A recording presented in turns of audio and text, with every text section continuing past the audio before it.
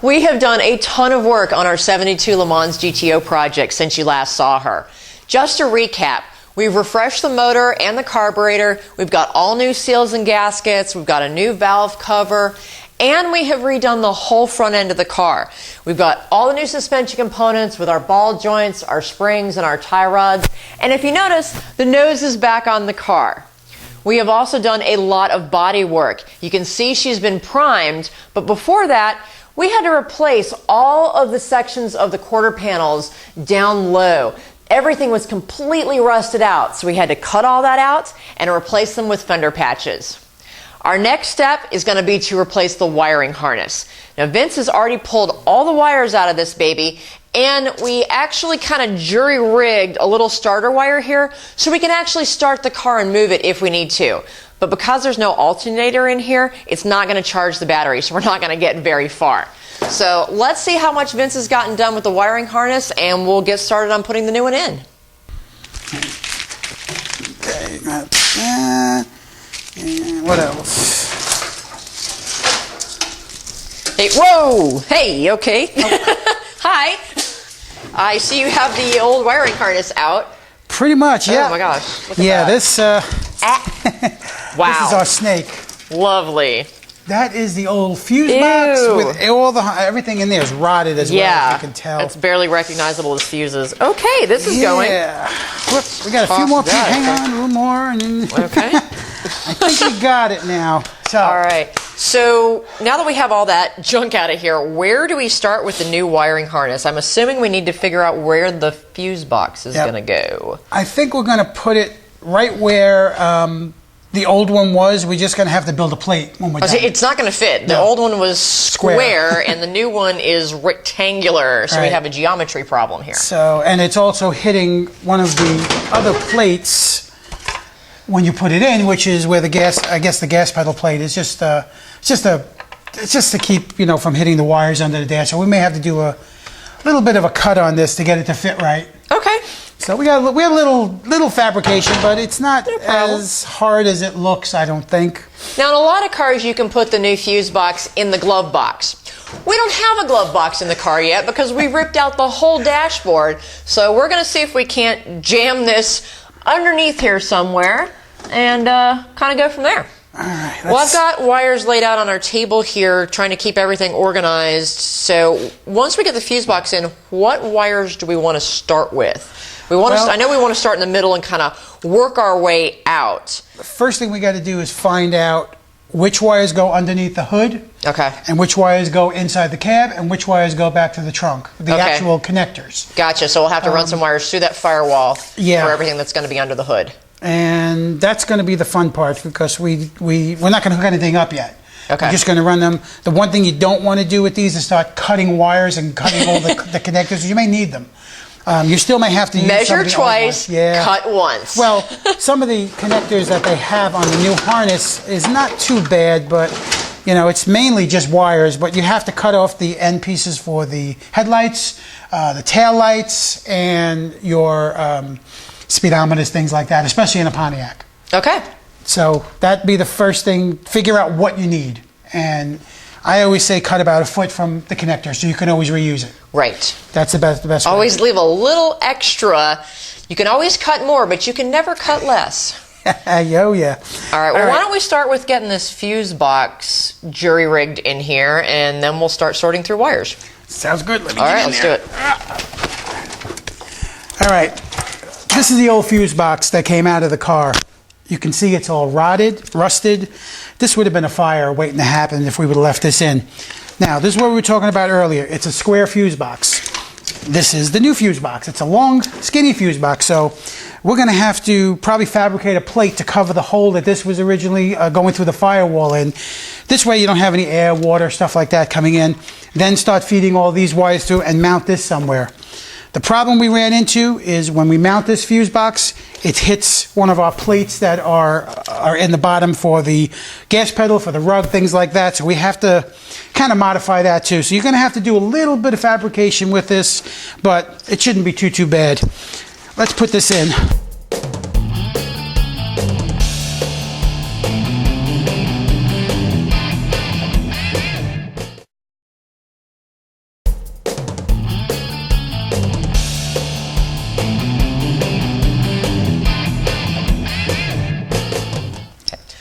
Before we install the fuse box underneath here, we are going to try and figure out which wires need to stay inside the cabin of the car and which ones are going to go through the firewall. And we got a little bit of a spaghetti here, so we're going to be looking at all these wires. They all are labeled with what they are. That doesn't mean we know what they do, but we're going to see if we can't figure this out. Yeah, okay, horn. We got the horn. Inside. This one says quasi/reverse, so I'm guessing this one goes to the switch that when you put it into reverse, you get a little light on your dash. That's the radio. Radio, that definitely stays in the car. This one is it says headlight. So that's the headlight switch. Okay, so that's the switch. You know, I have this theory that all the short ones are going to stay in the car and the long ones are going to go through the firewall. So let's kind of look at this a little more geometrically and okay, so these are all power wires. Okay. So that tells me that's going to connect to another piece, which we're trying to find.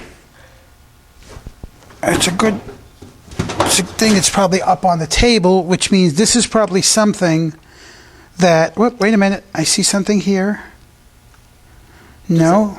That doesn't match up to the same colors Nope. on this side. All your connectors are going to match up, so all the colors of the wires going into one connector should be the same colors of wires coming out the other connector. Easier said than done. Well, these are power wires. I'm going to leave these. Okay, they're short, so they're definitely going to stay in the car. We can figure out what they actually do later. Okay, ignition wire. That's in the car under the dash.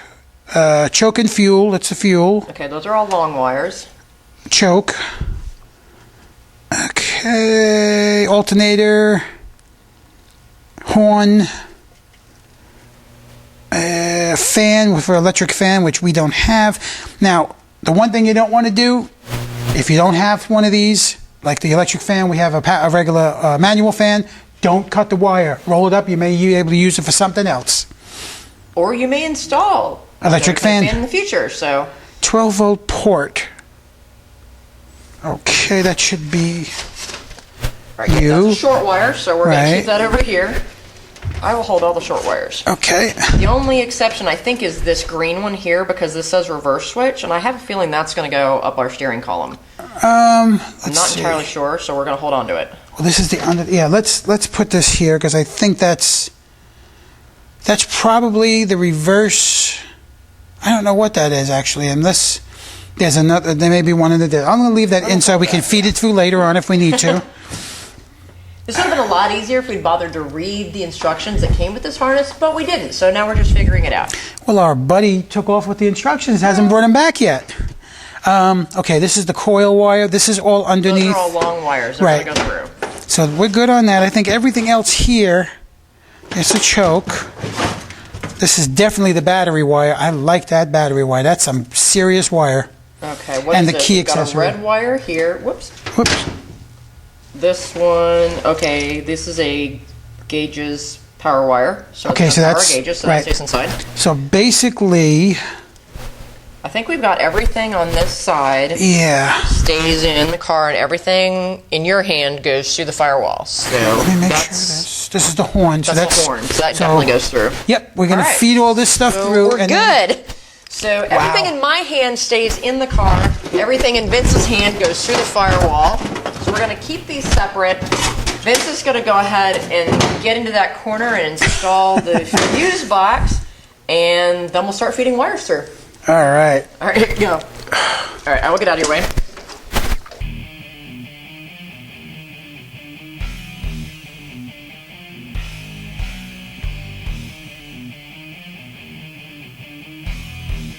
Okay, start feeding them through. Heater, wipers. I think that goes inside. Ugh.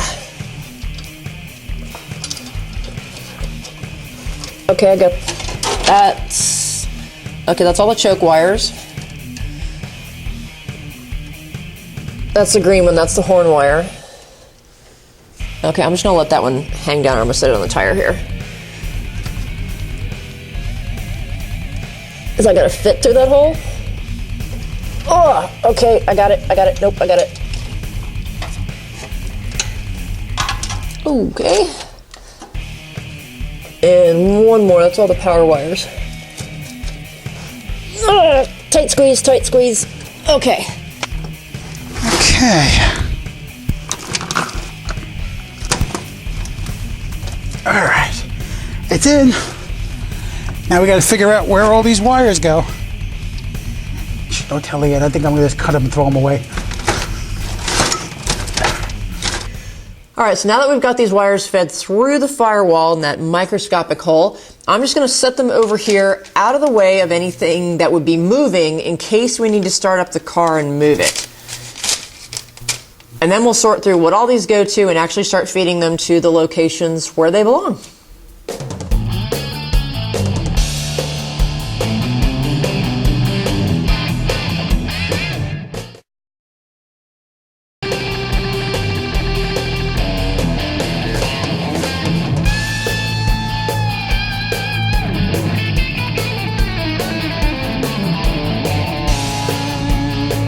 All right, what we're going to do now is put all the new rings on the pistons.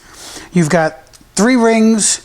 Actually, you have more than 3 rings. You actually have 5 rings, but it's 3 slots. You basically need to get the old ones out. So what I usually do is I'll just grab them with a pair of pliers and just little by little work them out. Then just put them in the corner.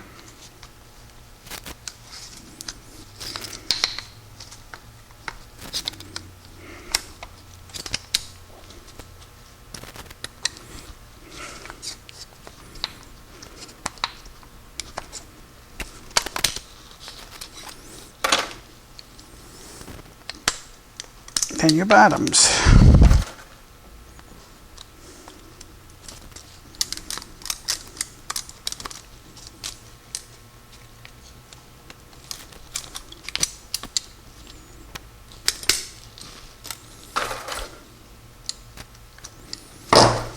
Then usually when you get to the bottom, you will have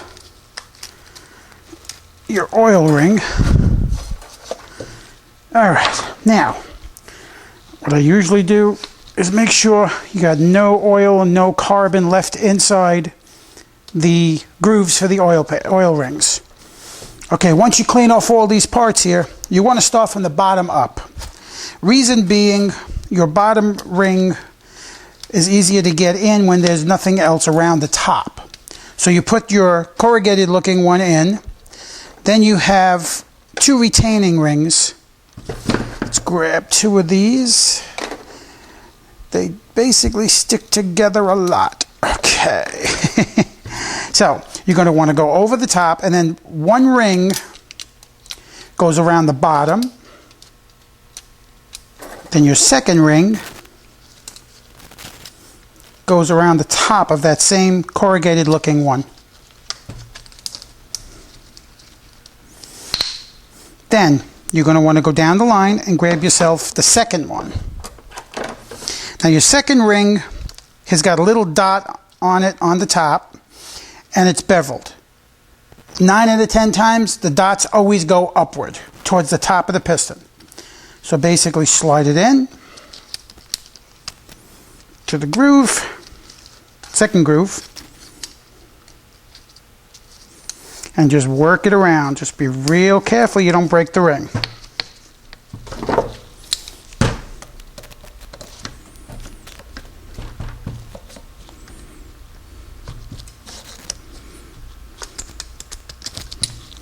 And there you go. Then you want to take your top ring. Now your top ring is square. There is no dots on it, so that one can go either way, as long as you get it in the groove where it needs to be.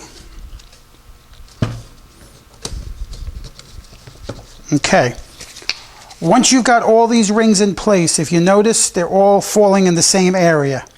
You're going to want to do this. You're going to want to find all of the gaps, put one gap to one side, the next gap to the other side, and then the other gap to the middle. You're going to stagger these.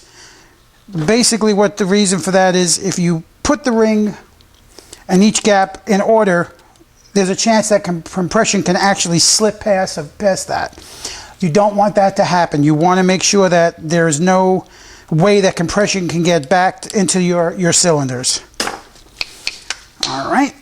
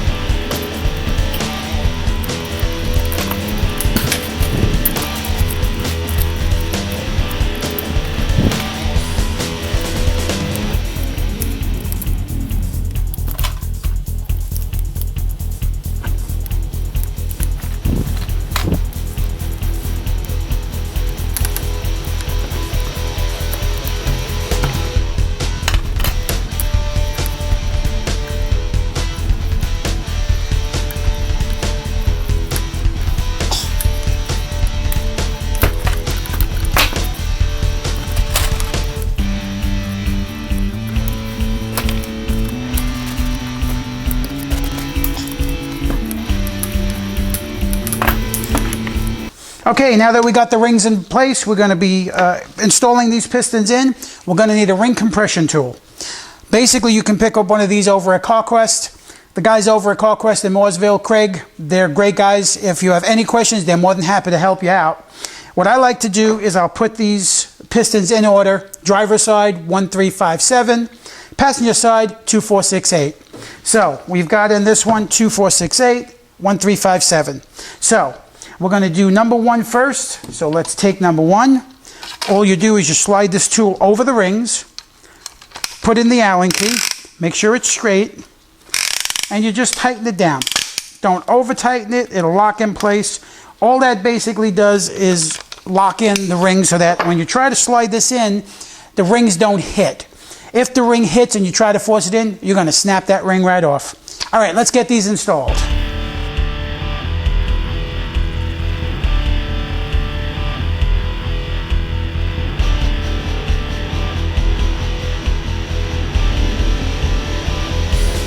All right, guys, next thing we're going to do is put these pistons back in.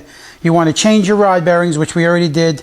Don't forget the lube on these rod bearings, because if you do, you'll basically score them up. They'll be worth nothing. You want to basically just put this in. You've got a little dot on the piston itself, which tells you where the forward part of the piston is. All you're going to do is slide it right in and make sure that this piston ring compressor is on pretty tight. Now, always remember, use a wooden hammer. Do not use metal. Tap it a little bit and then just basically put it in.